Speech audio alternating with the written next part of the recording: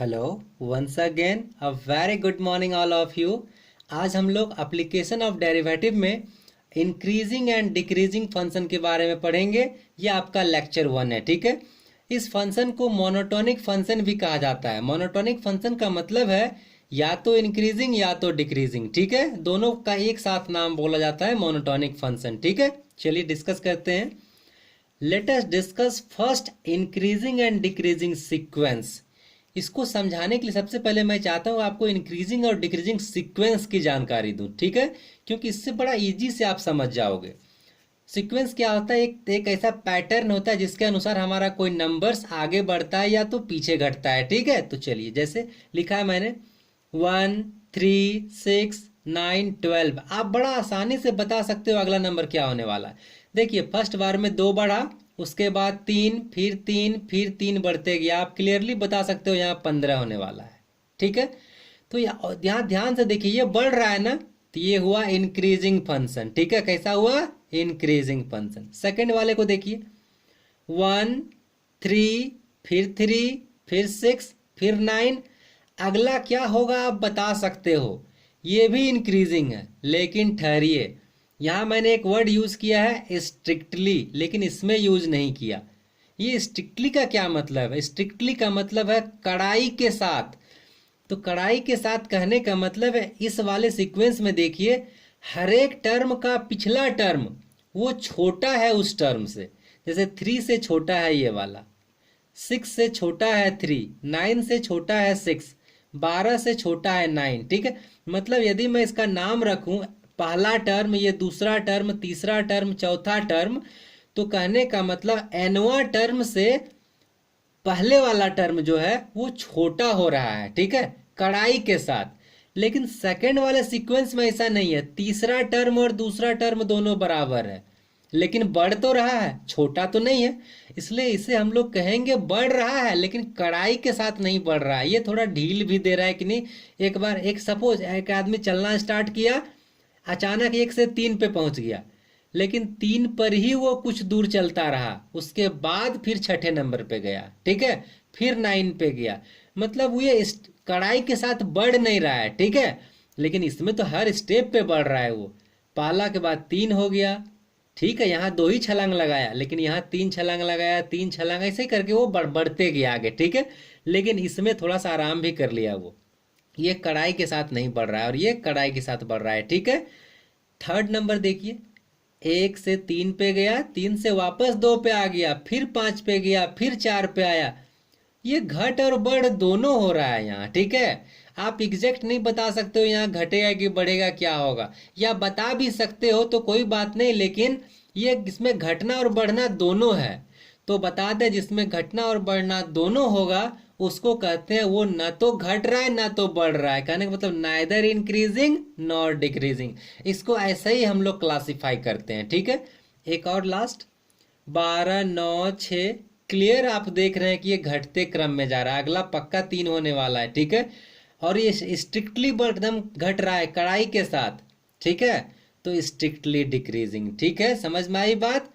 ये जो है आप, इसका मतलब आपने समझा स्ट्रिक्टली इंक्रीजिंग क्या होता है, इंक्रीजिंग क्या होता है, नाइदर इंक्रीजिंग नॉर डिक्रीजिंग क्या होता है, स्ट्रिक्टली डिक्रीजिंग क्या होता है, और सिंपल डिक्रीजिंग वाला फर्स्ट टाइप का ये सेकंड वाला का पार्ट हो जाएगा। इसका एग्जांपल लेना चाहो तो ले सकते हैं, 12 9 9 6, ऐसे करके। जैसे 9 और 9 2 बार यदि रह गया तो वो स्ट्रिक्टली नहीं होगा, ठीक है।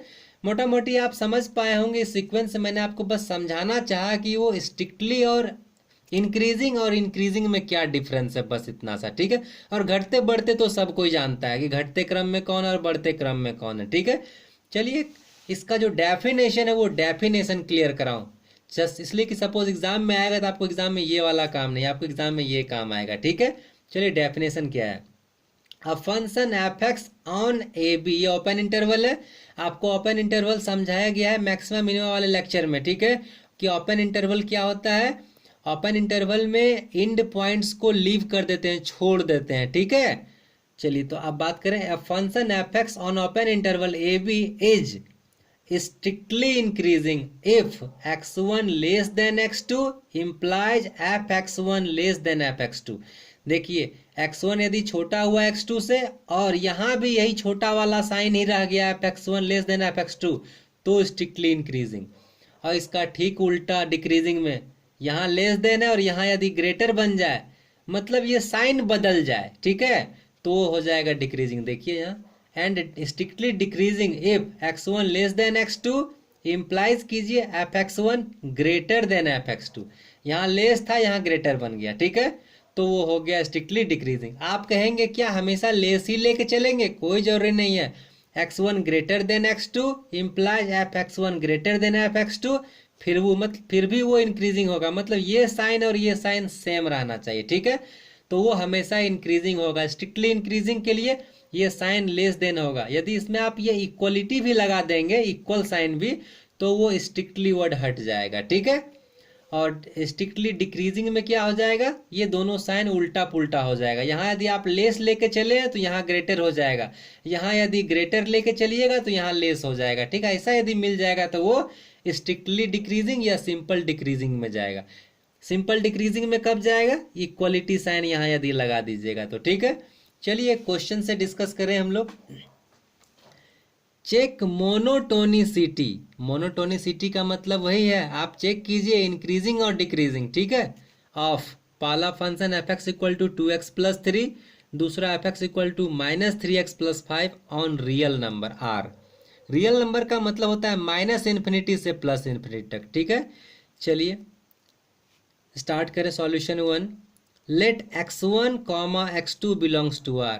x1 और x2 आपका दो नंबर है, यहाँ जैसे लिया था x1 x2 आपका रियल नंबर है, यहाँ ऑन ए बी पे होना चाहिए, यहाँ तो आपका रियल नंबर है तो रियल नंबर से लिया।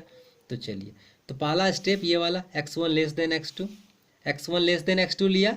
अब देखिए ये फर्स्ट वाला सॉल्व कर रहे हैं ना, इस x में आपका 2 से मल्टीप्लाई हुआ है तो मैंने भी 2 से मल्टीप्लाई किया दोनों साइड, तो 2x1 लेस देन 2x2, कोई दिक्कत। अब 3 देखिए जोड़ा गया है तो मैंने भी 3 जोड़ा दोनों साइड, तो कोई इफेक्ट नहीं पड़ा, समीकरण चलते गया, साइन भी चलते गया। अब एक बात बताइए, आपको फंक्शन मैंने पढ़ाया है, यदि f(x) = 2x + 3 है और मैं बोल रहा हूँ कि f(x1) का वैल्यू बताओ, तो क्या करोगे? यहाँ x1 लगा दोगे बस, तो क्या होगा? 2x1 + 3 होगा, 2x1 + 3 f(x1) का वैल्यू।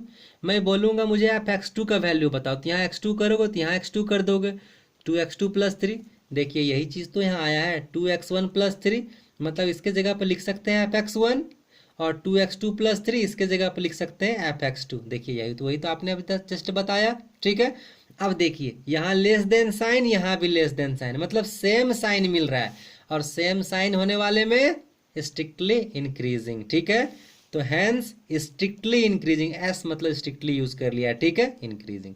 सेकंड नंबर में डिस्कस करें। सेकंड नंबर क्वेश्चन में f(x) है -3x + 5, तो लेट कीजिए x1, x2 belongs to r। x1 यहाँ मिस कर गया है मैंने लिखना, कॉमा वो दिख रहा है, ठीक है, ये x1, x2 तो यूज कर लिया मैंने। Late and x1 less than x2, मान लिया x1 हमारा छोटा है x2 से, ठीक है। तो चलिए -3 से मल्टीप्लाई करना होगा, तो -3 से जैसे ही आप मल्टीप्लाई करेंगे तो इसका ये इनइक्वालिटी साइन चेंज हो जाएगा। ये मैं आपको बता दूं, यदि इनइक्वालिटी साइन हो, इनइक्वालिटी साइन कहते हैं लेस देन और ग्रेटर देन को, ठीक है, तो उसमें यदि हम लोग माइनस से मल्टीप्लाई या डिवाइड करते हैं, मतलब निगेटिव टर्म से, तो उसका साइन बदल जाता है, ग्रेटर वाला लेस बन जाता है और लेस वाला ग्रेटर बन जाता है, ठीक है, ये रूल है। तो मैंने क्या किया, -3 से दोनों साइड मल्टीप्लाई किया, ये जो साइन है लेस देन वो बन गया ग्रेटर में। समझ में आई बात? अब आइए 5 जोड़ना था, अब आगे 5 जोड़ेंगे तो -3x1 + 5 -3x2 + 5। अब यहाँ देखिए -3x1 + 5 मतलब 5x1 होगा क्या? मैं पूछूंगा मुझे f(x1) का वैल्यू बताओ, क्या करोगे? f(x1) का वैल्यू इसके लिए यहाँ x1 डाल दोगे खाली, तो -3x1 + 5, देखिए वही तो है -3x1 + 5, मतलब ये f(x1) मिल गया। अच्छा ये क्या मिलेगा? f(x2) मिलेगा क्या? मैं बोलूँ मुझे बताओ f(x2) का वैल्यू यहाँ, तो यहाँ x2 डालोगे तो यहाँ भी x2 डालोगे, तो वही तो है -3x2 + 5, देखिए यहाँ पे, मतलब इसको लिख सकते हैं f(x2). तो देखिए यहाँ से आपने x1 लेस देन x2 लेके चला था, यहाँ आपके पास लेस देन साइन था, लेकिन लास्ट में आ गया ग्रेटर देन साइन, मतलब अपोजिट साइन आ गया, उल्टा हो गया। और उल्टा वाले में क्या थ्योरी था, स्ट्रिक्टली डिक्रीजिंग था, x1 लेस देन x2 और यहाँ ग्रेटर देन मिलने पे, ठीक है। तो ये हो गया आपका हैंस स्ट्रिक्टली डिक्रीजिंग। वैसे मैं बता दूं आपको इसकी ज़्यादा ज़रूरत नहीं पड़ेगी, ज़्यादा ज़रूरत पड़ेगी इस वेरी वेरी इंपॉर्टेंट नॉट की, ठीक है। आप इस नॉट को अच्छे से समझिए। हाँ, ऑब्जेक्टिव क्वेश्चन आपका आ सकता है एग्जाम के लिए, मतलब कि ऑब्जेक्टिव इस थ्योरी से, ठीक है।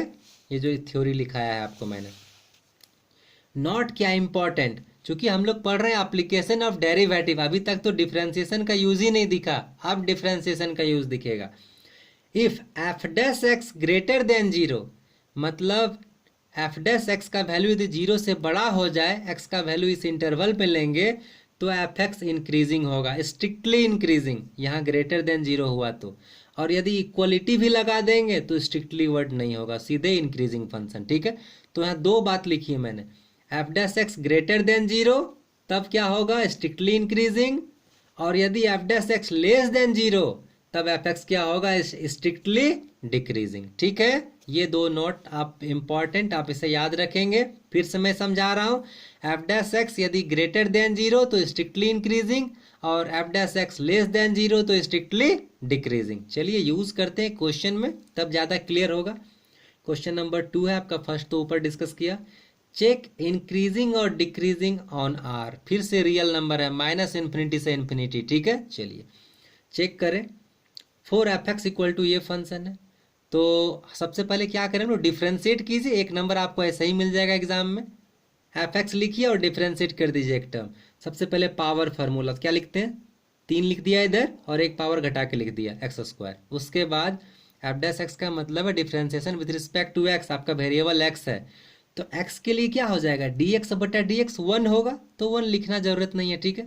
तो ये x³ का हो गया, 6x² का -6 लिख दिया, x² के लिए क्या होगा 2 और x का पावर 1, पावर फार्मूला, और x के लिए dx बटा dx जो 1 होगा, 1 फिर नहीं लिखा हमने, 15x प्लस साइन, 15 कांस्टेंट है 15 लिख दिया, और x का पावर 1 है, और मैंने बताया कि पावर 1 में पावर फार्मूला यूज नहीं करते हैं, तो सीधे dx बटा dx 1, ठीक है।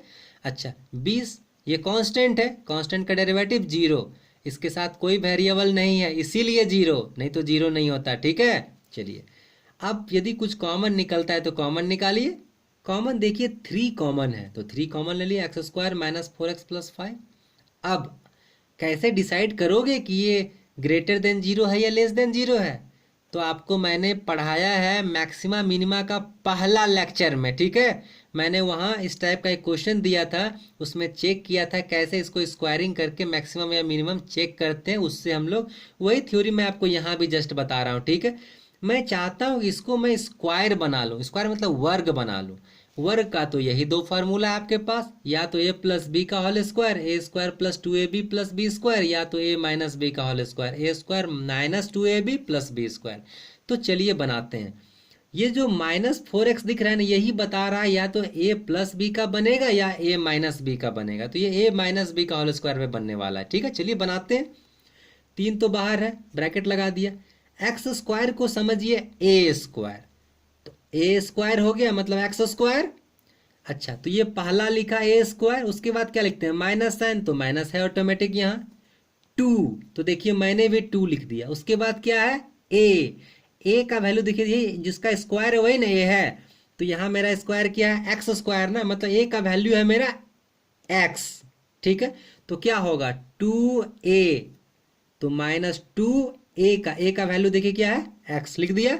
अच्छा अगला क्या होता है b, अच्छा अब b हमको खोजना है, मैंने तो 2 लिख दिया है, लेकिन ये 2 क्यों लिखूंगा, कहाँ से लिखूंगा, मुझे यहाँ ऐसा चीज लिखना है जिससे कि 4x बन जाए, तो 2x तो पहले बन चुका है, आप 2 से मल्टीप्लाई करोगे तभी तो 4x बनेगा, तो मैंने यहाँ 2 लिखा, ठीक है। मतलब b का वैल्यू आपको मिल गया 2, तो फॉर्मूला के लिए आगे क्या करते हो b² करते हो, तो अभी b का वैल्यू मिला 2, तो आगे कर दिए 2² प्लस में। अच्छा ये तो अपने मन से किए हो स्क्वायरिंग, तो घटा भी दो इसे ताकि कोई प्रॉब्लम ना हो, ठीक है। अब और ये 5 अपने जगह पर। देखिए ये पूरा संतुलित हो गया, कोई प्रॉब्लम नहीं हुआ। यही सारा चीज़ तो लिखाया, एक्स स्क्वायर यहाँ है, -4x यही है, 5 यहाँ, ये दोनों कट गया। फिर से समझिए इस स्टेप को कैसे लिखाया मैंने। इसको लिख दिया ए स्क्वायर, ठीक है, -2a ये वाला x। b आपको ऐसा खोजना है जिससे कि ये मिल जाए 4x। तो b आपने कहा 2 पुट करने पे 4x बन रहा है। तो जब b का वैल्यू 2 मिल गया तो आगे कीजिए b स्क्वायर, इस फॉर्मूले पे लाने के लिए b स्क्वायर। ये 2 स्क्वायर तो अपने मन से किया, यहाँ तो था नहीं ये 2 स्क्वायर, तो माइनस भी कर दिए ताकि ये इक्वलाइज हो जाए, कोई दिक्कत ना हो, ठीक है। और ये 5 प्लस में फिर लिख दिया। अब यहाँ से यहाँ तक फर्स्ट क्लास आपका फॉर्मूला है, ठीक है, a माइनस बी का होल स्क्वायर, ठीक है। तो x -2 का होल स्क्वायर लिख लिया यहाँ से यहाँ तक। अच्छा अब ये -2 स्क्वायर हो गया -4 और ये +5 अपने जगह पे, ठीक है। अब देखिए यहाँ से यहाँ, तो क्या मेरा फार्मूला बन गया, 3 बाहर है, x -2 का होल स्क्वायर और ये +1। अब देखिए ये ग्रेटर देन 0 होगा, कैसे। x का वैल्यू आप रियल नंबर में से कुछ भी पुट कर लीजिए, आप कुछ भी पुट करोगे x का वैल्यू तो ये हमेशा क्या मिलेगा, 0 या 0 से बड़ा ही मिलेगा। मिलेगा कि नहीं, सो बताओ, क्योंकि स्क्वायर लगा हुआ है। आप सपोज आप -3 पुट करते हो तो यहाँ -5 मिल गया, -5 का स्क्वायर करोगे पॉजिटिव 25 मिलेगा, 25 एक 26, 26 दिया, बहुत बड़ा हो गया। हमको तो बस चेक करना है ग्रेटर देन 0 या लेस देन 0, ठीक है। तो मतलब ये सबसे छोटा वैल्यू कब देगा, जब आप x का वैल्यू 2 पुट करोगे तो ये 0 हो जाएगा, फिर भी 3 वैल्यू मिलेगा जो ग्रेटर देन 0 है, ठीक है। इसका मतलब ये ग्रेटर देन 0 है, आप x का वैल्यू कुछ भी पुट कीजिए, और मुझे तो वही चेक करना था कि ये ग्रेटर देन 0 है या लेस देन 0 है, ठीक है। तो कौन सा प्रॉपर्टी पे जा रहा है, if F dash X greater than 0 for all x belongs to A B, मतलब जो रियल नंबर के लिए, then F X is strictly increasing. तो ये फंक्शन कैसा मिला, hence F X is strictly increasing. क्यों, क्योंकि ये ग्रेटर देन 0 है, क्या, F dash X derivative greater than 0 है for all X belongs to R, इसलिए एफ एक्स मेरा स्ट्रिक्टली इंक्रीजिंग हो गया। आई थिंक आप समझ पाए होंगे। आप इस लेक्चर को 2 बार 3 बार ध्यान से देखिए, ठीक है, और समझने की कोशिश कीजिए, आपको समझ में आएगी सारी बात। मैंने किसी भी बात को छोड़ा नहीं है इसमें, ठीक है। और आपको यदि वीडियो से बेनिफिट होता है, फ़ायदा हो रहा है, तो आप इसे प्लीज़ लाइक करें, सब्सक्राइब करें, शेयर करें। Thank you, have a nice day.